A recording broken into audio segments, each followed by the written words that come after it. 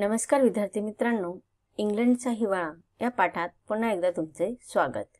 आज आपण कुमार भारती पाठ्यपुस्तकातील स्थूल वाचनातील पाठ अभ्यासत आहोत आणि या स्थूल वाचनाचा हा पाठ क्रमांक 2 आहे। या पाठाचा हा सेशन क्रमांक 3 आहे।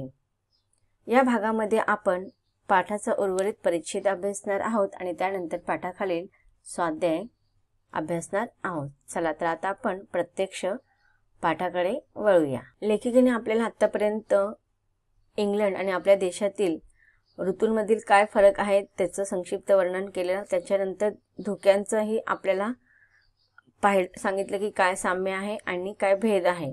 त्याच्यानंतर आता लेखिका सांगतात की ज्याप्रमाणे आपल्याकडे झाडांचे किंवा सावल्या हा प्रकार पाहायला मिळतो, पण तिथे आपल्याला झाडांचे किंवा कोणत्याही प्रकारची सावली पाहायला मिळत नाही।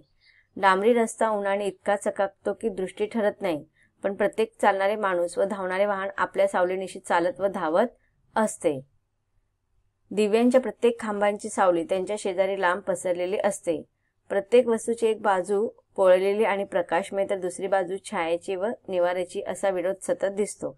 आता इथे लेखिकेने सावलीचं वर्णन करताना म्हणत आहे की आपल्याकडे रखरखीत ऊन असते व त्याचबरोबर अगदी त्याला चिटकून अशी सावली असते आणि डांबरी रस्त्यांवरती उन्हाने ते चमकतात आणि त्यामुळे तिथे डांबरी रस्त्यांवरती उन्हाच्या प्रकाशामुळे आपण तिकडे आपली नजर ठरू शकत नाही, कारण की ते चमकतात ना डांबरी रस्ते, त्यामुळे आपल्या डोळ्यांना त्रास होतो। आणि प्रत्येक चालणारे माणूस आणि धावणारे वाहन आपल्या सावलीनिशी, जरी समजा आता कधीतरी आपल्या देशामध्ये अशा प्रकारचे धुके आपल्याला पाहायला मिळाले, तरी पण उन्हामुळे किंवा सूर्याच्या प्रकाशामुळे आपण जर वाहन चालत असेल तर एकमेकांच्या त्या लाईनीमध्ये आपण सावलीनिशी त्यांच्या आपण रस्ता काढू शकतो, मार्ग काढू शकतो, किंवा माणसं सुद्धा आपल्या सावलीनिशी किंवा आपली सावली पाहून किंवा इतरांची सावली पाहून त्याच्यातून मार्ग काढू शकतात। पुढे लेखक म्हणतात की दिव्यांच्या प्रत्येक खांबांची सावली आणि त्याच्या शेजारी लांब पसरलेली असते। प्रत्येक वस्तूची एक बाजू पोळलेली आणि प्रकाशमय तर दुसरी बाजू छायेची व निवाऱ्याची असते। असा विरोध सतत आपल्याला इथे पाहायला मिळतो। आघाडीतून प्रवास करताना बघावे, उन्हाच्या वेळी टेलिग्रामच्या तारांवर बसणारे पक्षी नेमके खांबांची सावली पडलेली असेल तेथेच खांबाला चिटकून बसलेले आढळतात। आता इथे सांगतात की इथे खूप प्रखर ऊन असतं, त्यामुळे त्या उन्हाचा जसं मानवावरती परिणाम होत असतो, मानवाला पण प्रखर उन्हामध्ये कुठे ना कुठे सावलीचा आधार शोधावा लागतो। त्याचप्रमाणे येथील पक्ष्यांना सुद्धा सावलीचा आधार ऐन उन्हाळ्यामध्ये शोधावा लागतो। म्हणून आपण जेव्हा आघाडीतून वगैरे प्रवास करतो तर तेव्हा आपल्याला बघतो की टेलिग्रामच्या तारांवरती जे पक्षी बसलेले असतात ते खांबांच्या सावलीचा आधार शोधत असतात आणि अगदी खांबाला चिटकून बसलेले आढळतात, जेणेकरून उन्हाचा त्रास त्यांना होऊ नये।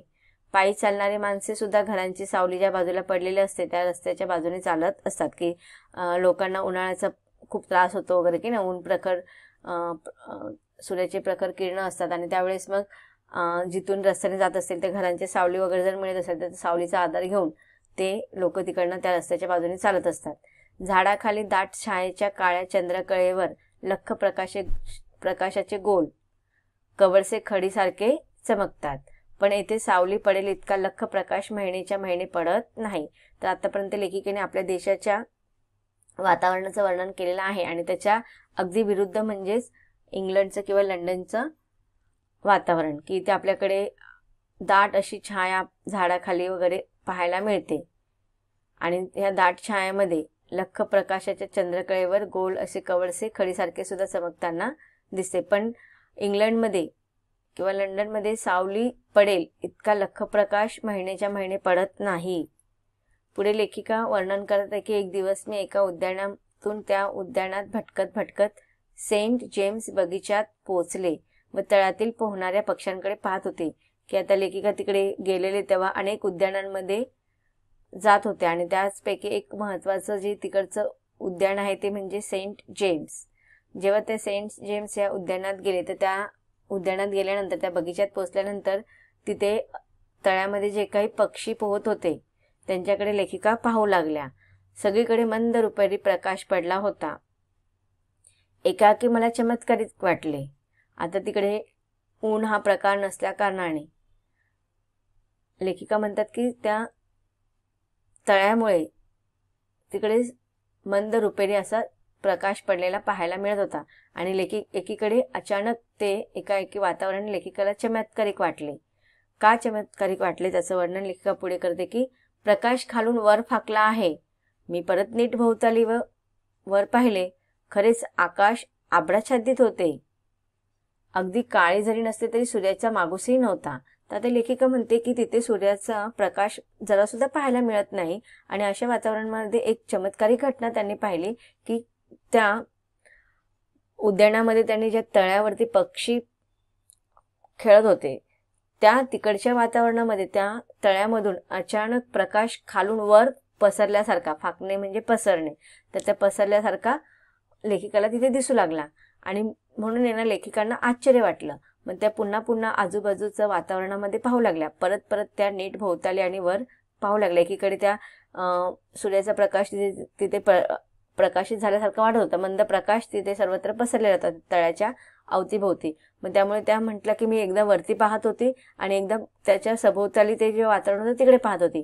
आणि जेव्हा त्यांनी वरती आकाशात पाहिलं तर आकाश हे ढगांनी युक्त होतं. म्हणजे निरभ्र असं आकाश नव्हतं, अभ्राच्छादित म्हणजे ढगांनी युक्त असं आच्छादलेलं हे वातावरण होतं. पण अगदी काळे नसते तरी सूर्याचा मागूसही तिथे नव्हता, की म्हणजे जरी जास्त ढगाळ वातावरण नव्हतं, पूर्ण काळ झालेलं नव्हतं, पण सूर्याचा प्रकाशही तिथे जरा सुद्धा दिसत नव्हता. आणि खाली तळ्याच्या पाण्यावर व मधल्या दगडावर बर्फाचा पातळ थर साचला होता व त्यातून परावर्तन पावून प्रकाश सर्वत्र फाकला होता. मग तेव्हा लेखिकेने पाहिलं, वरती आकाशाकडे पाहिलं, त्या तळ्याच्या अवतीभोवती सर्वत्र नजर फिरवली, पण त्यांना समजत नव्हतं की कुठून हा प्रकाश सगळीकडे पसरलेला आहे. तेव्हा त्यांनी निरीक्षण केलं आणि त्यांच्या लक्षात आलं की खाली तळ्याच्या पाण्यावरती मधोमध एक दगड होता आणि तो दगड म्हणजे कसा त्या दगडावरती आहे ना बर्फाचा पातळ असा थर साचलेला होता. थंडीमध्ये आपण बघतो की सगळीकडे पाणी गारठतं आणि त्यामुळे तिथे सुद्धा त्या दगडावरती बर्फाचा असा पातळ थर साचलेला होता.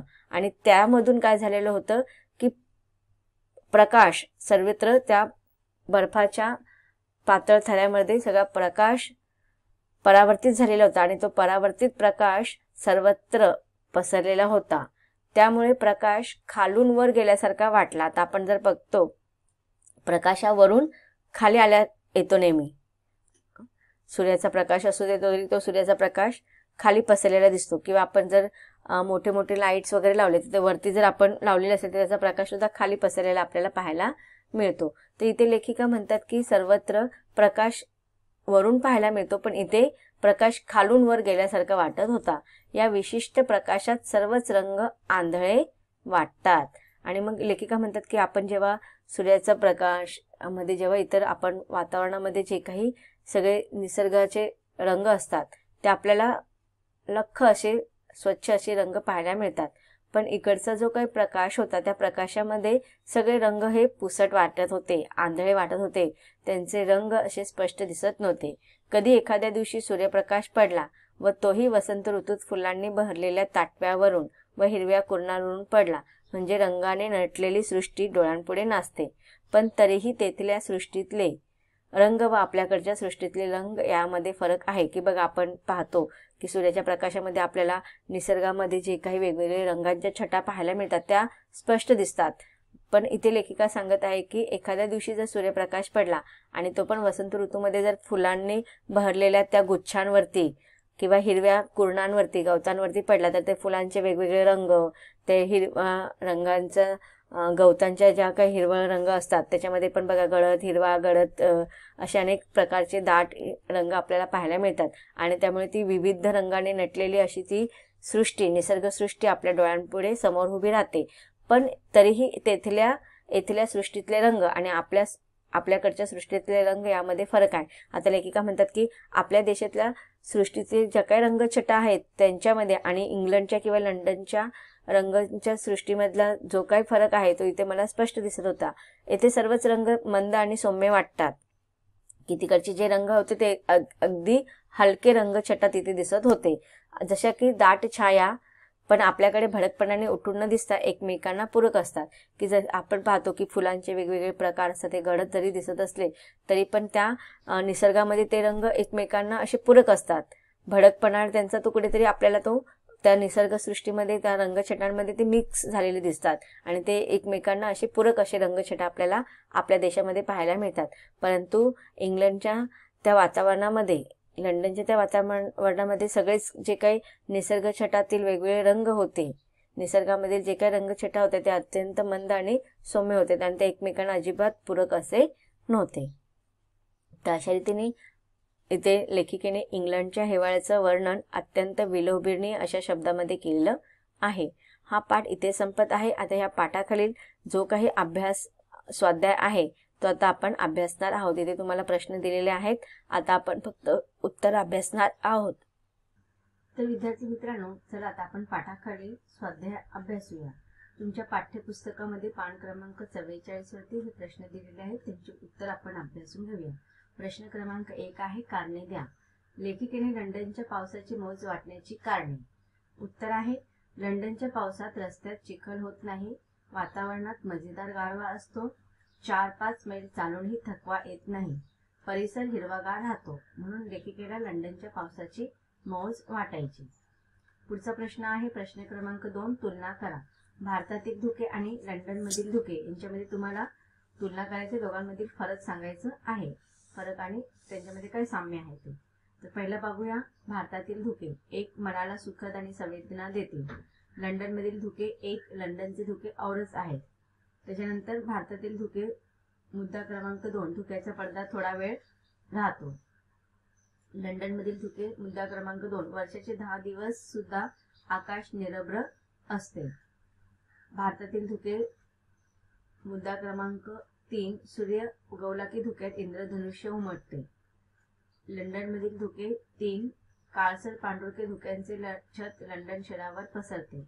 भारतातील धुके मुद्दा क्रमांक 4, धुके निघून गेल्यावर गवताच्या पात्यांवर दवबिंदू चमकतात व रात्री आकाश तारकांनी चमकते.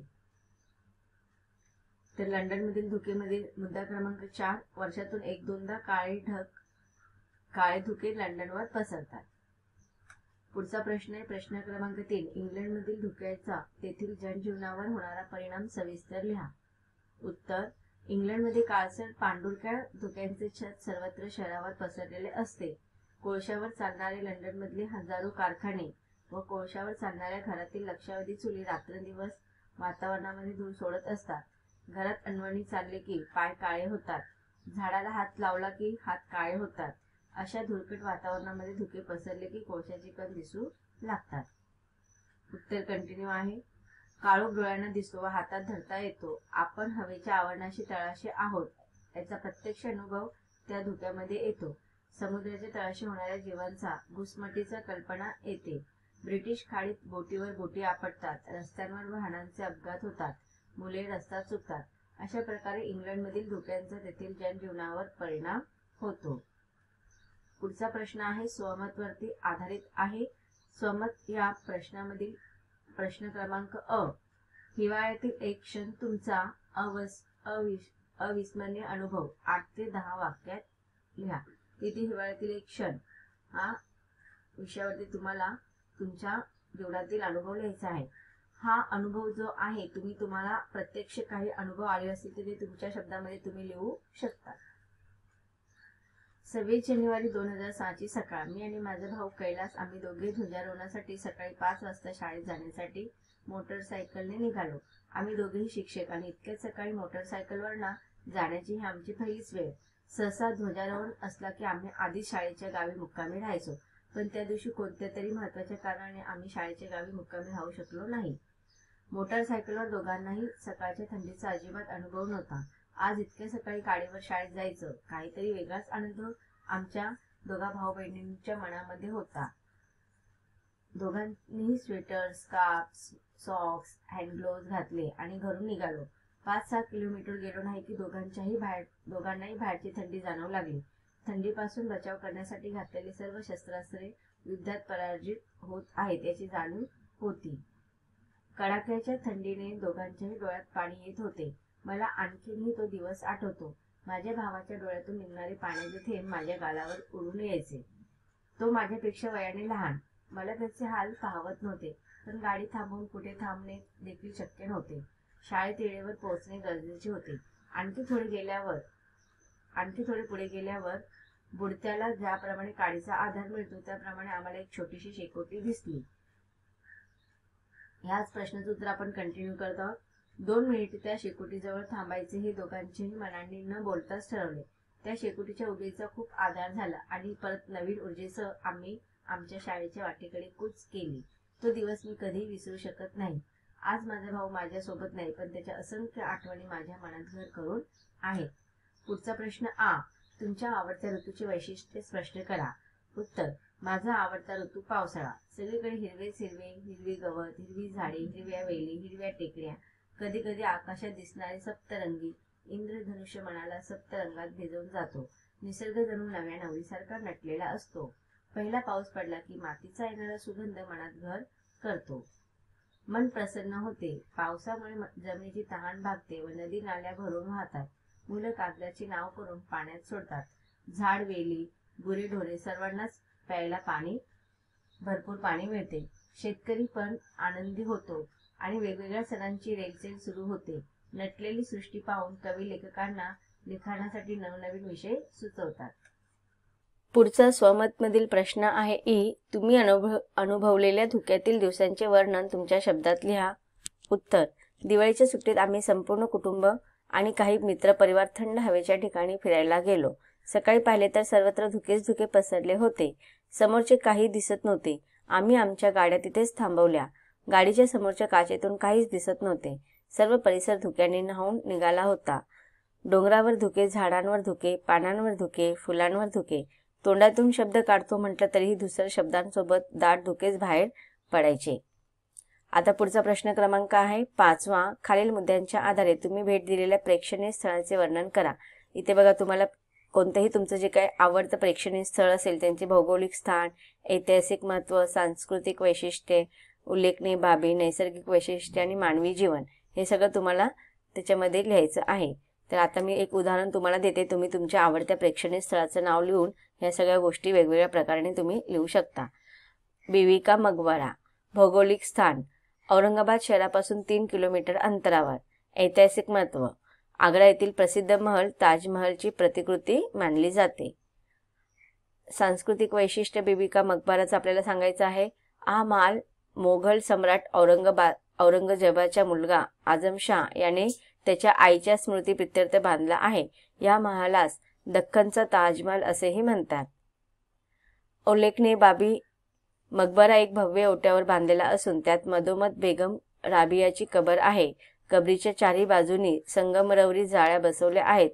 त्या कबरीवर छताच्या खिडक्यापासून दिवसा सूर्याची किरणे आणि रात्री चंद्राचा प्रकाश पडेल अशी रचना केलेली आहे. नैसर्गिक वैशिष्ट्य बीबी का महाल मध्ये असलेल्या कबरीवर दिवसा सूर्याचा प्रकाश व रात्री चंद्राचे चांदणे पडते. त्या भागातील मानवी जीवन आपण पाहूया. राष्ट्रीय संरक्षित स्मारक म्हणून घोषित असलेल्या या स्मारकात आता कोणीही राहत नाही. पर्यटक हे स्मारक पाहण्यासाठी दूरदूरवरून येतात आणि ताजमहालची प्रतिकृती पाहून आश्चर्यचकित होतात. तर विद्यार्थी मित्रांनो, हा पाठ इथे संपतो. धन्यवाद.